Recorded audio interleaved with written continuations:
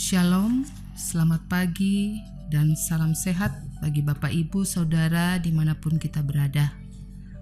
Bersyukur kembali kita dipertemukan di pagi yang indah ini melalui Renungan Harian Toraya edisi 4 Maret tahun 2025. Bersama-sama kita akan membaca dan merenungkan firman Tuhan, tetapi sebelumnya mari kita satu dalam doa. Kita berdoa. Terima kasih ya Tuhan atas kasih-Mu yang terus Engkau nyatakan bagi kami semua. Nyata di pagi yang indah ini ya Tuhan, Engkau boleh menuntun menyertai kami sehingga kami boleh berjumpa kembali bersama dalam Renungan Harian Toraya. Bersama-sama kami akan membaca, merenungkan firman kebenaran-Mu ya Tuhan. Mari Tuhan Engkau buka akal dan pikiran kami, sehingga firman yang akan kami baca dan renungkan boleh kami pahami, terlebih boleh kami praktekkan dalam kehidupan kami. Di dalam nama Tuhan Yesus kami berdoa. Amin. Kisah Para Rasul 10 ayat 23b sampai 33, firman Tuhan. Keesokan harinya, ia bangun dan berangkat bersama-sama dengan mereka, dan beberapa saudara dari Yope menyertai dia. Dan pada hari berikutnya, sampailah mereka di Kaisarea. Kornelius sedang menantikan mereka, dan ia telah memanggil sanak saudaranya dan sahabat-sahabatnya berkumpul. Ketika Petrus masuk, datanglah Kornelius menyambutnya, dan sambil tersungkur di depan kakinya, ia menyembah Petrus.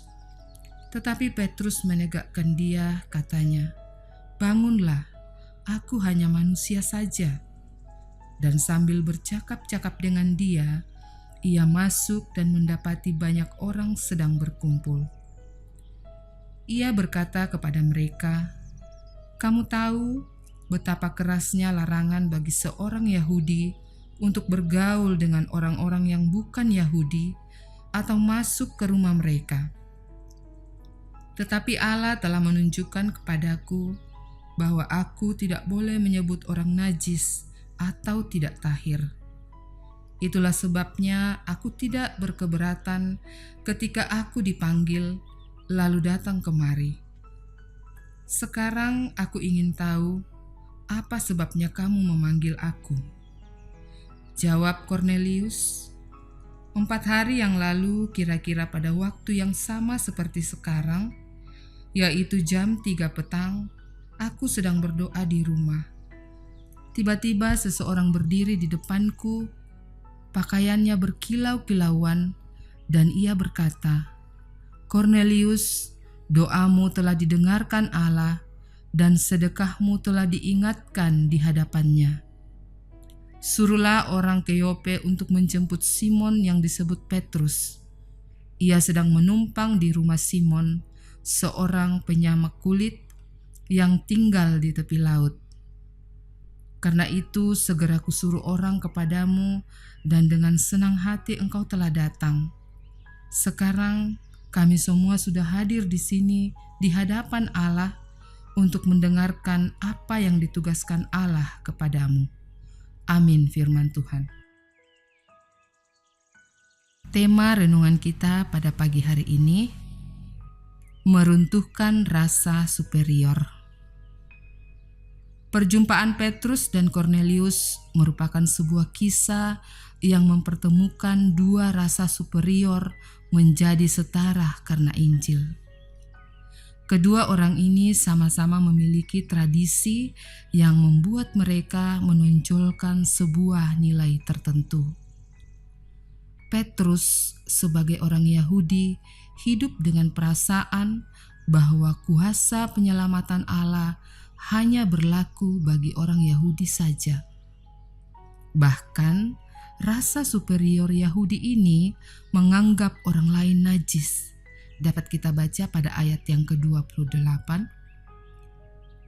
Perasaan ini bahkan terus membayangi Petrus hingga ia tiba di rumah Kornelius, perwira Italia itu.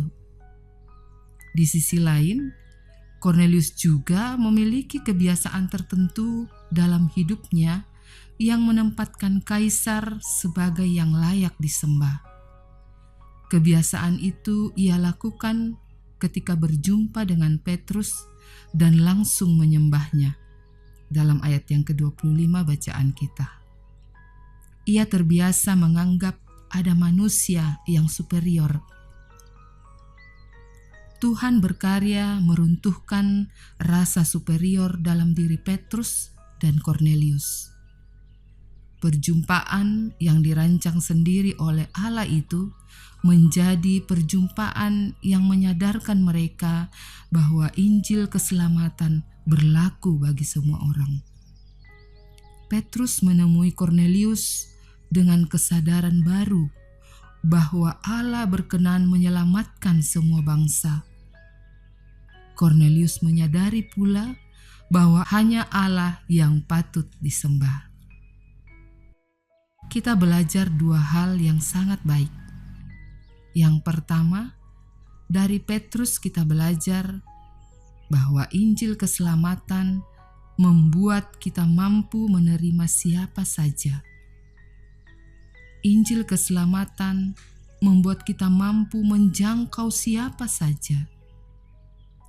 Injil meruntuhkan rasa lebih baik dari orang lain. Semua orang dikasihi Allah. Karena itu, kita patut pula mengasihi semua orang dengan tekun, memberitakan keselamatan itu kepada semua orang.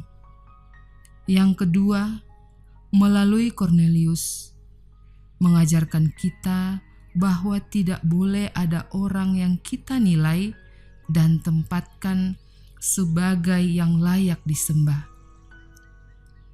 Kita dapat saja menghargai orang lain karena tugas dan perannya yang besar, tetapi bukan untuk menyembahnya. Belajarlah kepada Petrus dan Cornelius yang mampu menerima kehadiran Allah yang meruntuhkan rasa superior mereka.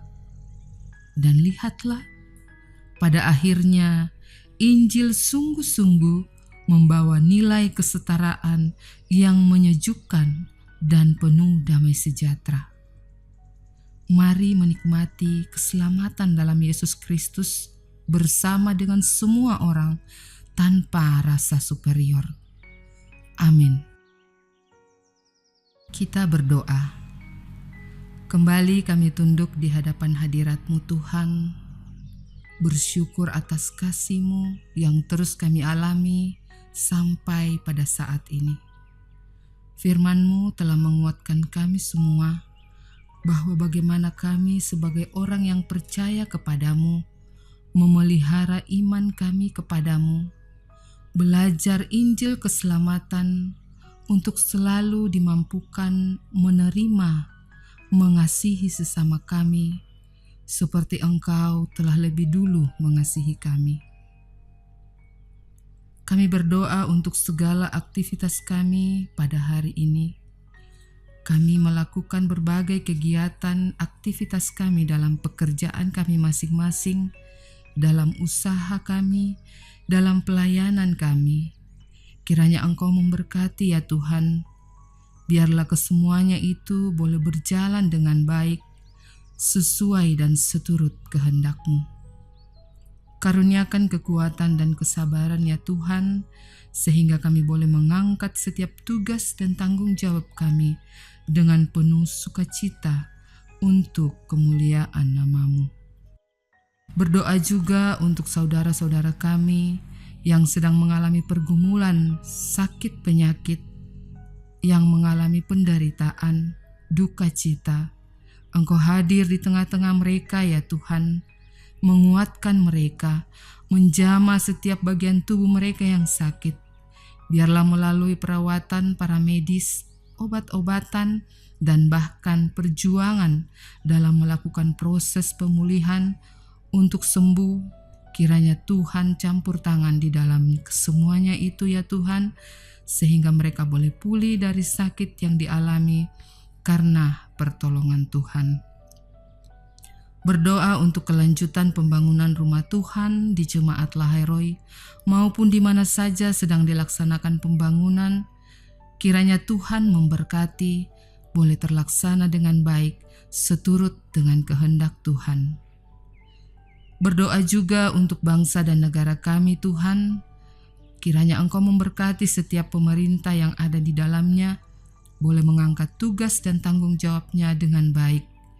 Karuniakan hikmat dan kebijaksanaan, sehingga boleh memimpin kami sesuai dan seturut kehendak-Mu sebagai wakil-Mu di tengah-tengah dunia ini.